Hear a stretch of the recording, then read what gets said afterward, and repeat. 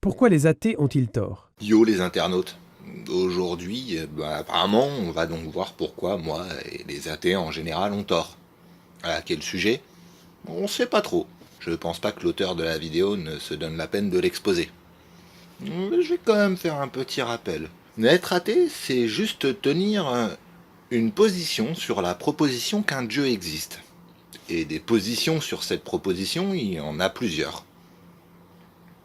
Exemple, William, un théiste, croit en l'existence d'un Dieu, décrit dans une mythologie humaine.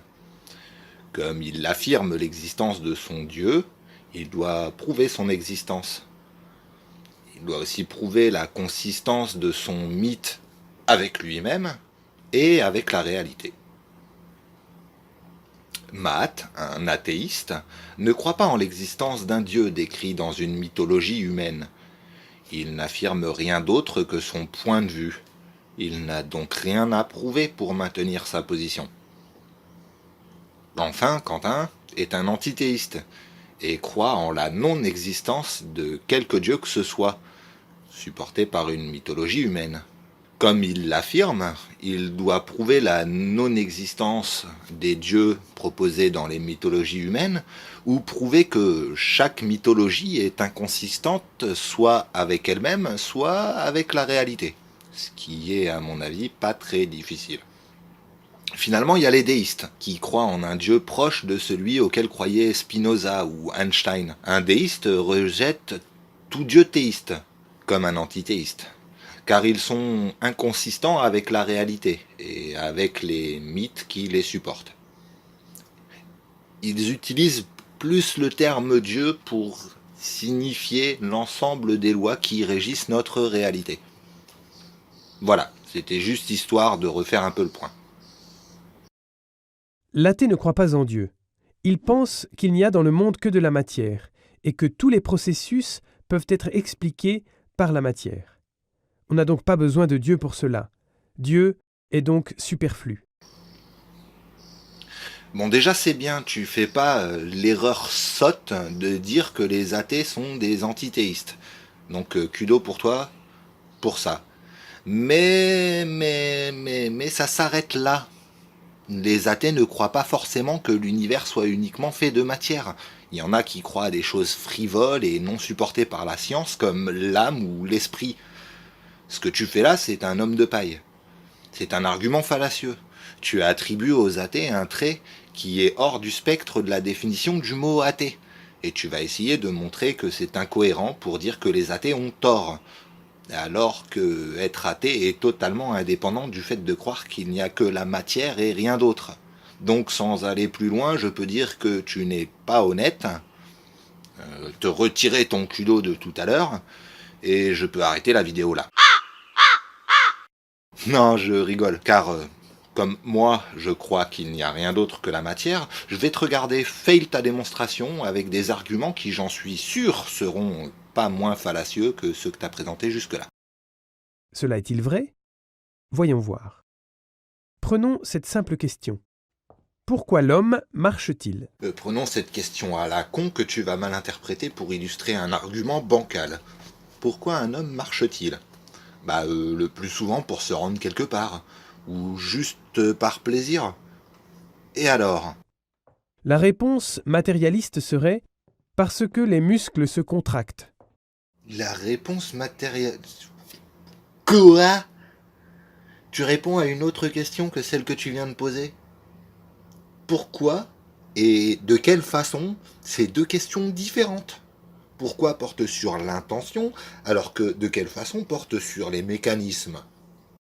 Je vois pas vraiment où tu veux en venir, mais si tes prémices sont aussi pourries, je doute pas une seule seconde que toute ton argumentation soit moisie.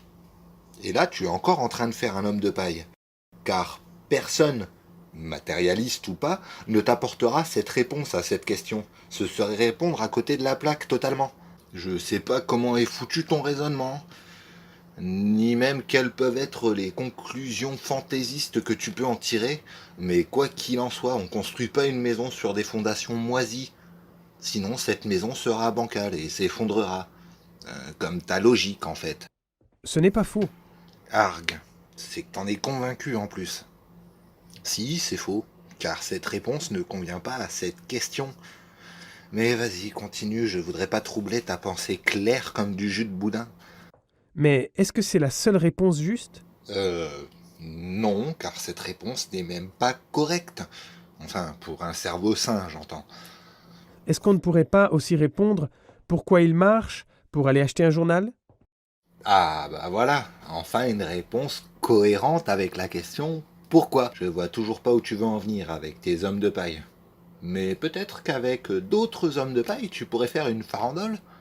Ah, je vais regretter ce que je viens de dire. Parce que... Certainement.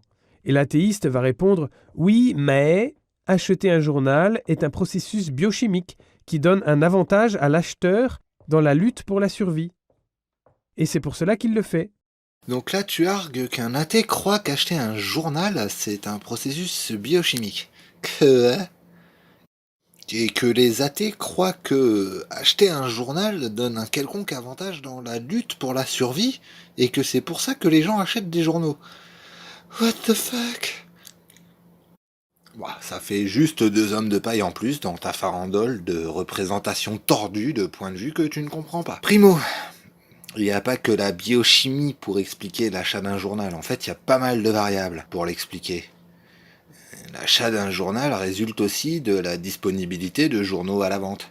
Car je peux avoir l'envie, processus biochimique, d'acheter un journal. S'il n'y a ni kiosque ni journaux, cela ne marchera pas. Puis secondo, cite-moi une seule raison pour laquelle acheter un journal donne un quelconque avantage pour la survie. Et ensuite, montre-moi un seul athée qui arrive à croire un truc aussi con. En plus d'être malhonnête, c'est vraiment stupide ce que tu dis. Ok, peut-être, c'est vrai. Et en plus de ça, ça te paraît assez cohérent pour dire ok, c'est vrai. What the fuck? Qu'est-ce que tu n'admettrais pas si t'arrives à admettre ça? Mais en allant un peu plus loin, on peut demander quelle est la dernière raison pour l'existence humaine, pour laquelle il doit apparemment lutter si fortement? L'athée répond il n'y a pas de raison. La vie n'a pas de sens ultime, il n'y a pas de Dieu, car on n'a jamais vu Dieu dans les expérimentations scientifiques. Et si on peut expliquer la réalité sans Dieu, il est donc une hypothèse dont on n'a pas besoin. Aïe aïe aïe. Alors j'ai eu du mal à comprendre ta question, biscornue, mais si ta question c'est quel est le but de son existence, l'athée aura sans doute multiples réponses, car je le répète, être athée indique seulement le fait de ne pas croire en Dieu. Mais moi je répondrai que oui, il n'y a pas de but objectif à notre existence, et que c'est ça qui est beau. C'est que c'est nous qui définissons nos buts de façon subjective. Objectivement, l'homme va disparaître de cette planète comme l'ont fait 99% des espèces qui ont jamais foulé cette terre. Quel pourrait donc être leur but objectif dans ce cas? J'irai plus loin en disant que si quand tu demandes à un athée quel peut bien être le sens de l'existence de l'homme, il te parle de la non-existence de Dieu, qu'il n'aura pas compris la question. Pas plus que tu ne la comprends en réalité. Bah oui, parce qu'il faut que tu te rendes compte que les athées ne se sentent pas obligés d'insérer Dieu dans la moindre des choses dont ils parlent. Et paf, c'est bien là l'erreur capitale de l'athée. Mais elle n'est pas là où on la croyait. L'erreur n'est pas qu'on ait besoin ou non de Dieu pour expliquer certains processus, par exemple d'où vient la vie. On ne peut peut-être pas répondre à ces questions sans Dieu, mais c'est l'œuvre de la science d'examiner cela et d'y répondre. L'erreur est plus fondamentale. Les athées s'imaginent Dieu d'une manière complètement erronée, comme d'ailleurs aussi beaucoup de chrétiens. Ils pensent que Dieu est un être puissant. Bon, on voit pas vraiment où est le problème. En fin de compte, même l'être le plus sublime n'est qu'un être parmi d'autres. Il fait partie du monde. Et si dans mes recherches en ce monde, je ne trouve nulle part cet être, je peux raisonnablement dire qu'un tel être n'existe pas. De même, je peux dire qu'il n'y a pas d'elfes volants, car nous n'avons pas de preuve de l'existence des elfes volants. Or, Dieu n'est pas l'être le plus sublime. Il n'est pas un être parmi d'autres. Il ne fait pas partie de ce monde. Dieu est la cause de tout ce qui est, et non pas une des choses qui existent. Alors c'est l'heure de lâcher une bombe d'illogisme. En gros, si je comprends bien, Dieu n'est pas une chose qui existe, mais il est la cause de tout. Ok. Ouais, pour le moment, je vais juste me contenter de te conseiller des cours de logique. Mais bon, au final, si tu crois que l'erreur des athées, c'est de pas faire les mêmes erreurs grossières que toi, je l'accepte, sans rechigner, ça me va. C'est dommage, tu montrais un début de rationalisme avec ton histoire d'elfe volant. Mais là, t'as tout gâché. C'est malin. La science qui fait des recherches ne fait des recherches qu'à partir des choses qui font partie de ce monde. Et c'est pourquoi elle ne tombera jamais sur Dieu. Il n'est pas une part de l'univers, il est sa cause. Et encore une bombe d'illogisme. Rien ne peut être sa propre cause. Et de plus, tu ne connais même pas l'argument d'apologie que tu présentes. Que je vais devoir exposer pour toi, car tu ne sembles pas en être capable. L'argument que tu tiens est le suivant. Toute chose a une cause, donc l'univers a une cause, et là tu introduis Dieu. Mais si tu dis que Dieu est la cause de l'univers, on serait en droit de se demander quelle est la cause de Dieu, ce qui nous donne une régression infinie. Car on pourrait se demander quelle est la cause de Dieu, et quelle est la cause de la cause de la cause de Dieu, et ainsi de suite. Mais tu coupes court à ça en faisant un argument fallacieux nommé plaidoirie spéciale. En gros, Dieu pour toi serait l'exception à la causalité. Et donc tu te sers de la causalité pour démontrer l'existence de ton Dieu qui lui-même serait une exception à la causalité. Et c'est donc pour ça que c'est fallacieux, c'est complètement idiot.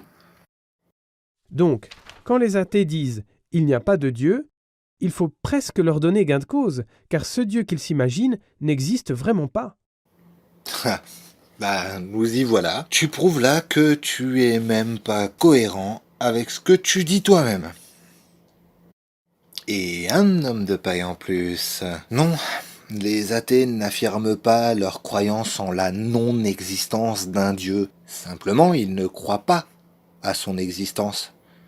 Et donc, non, ils ne s'imaginent aucun dieu.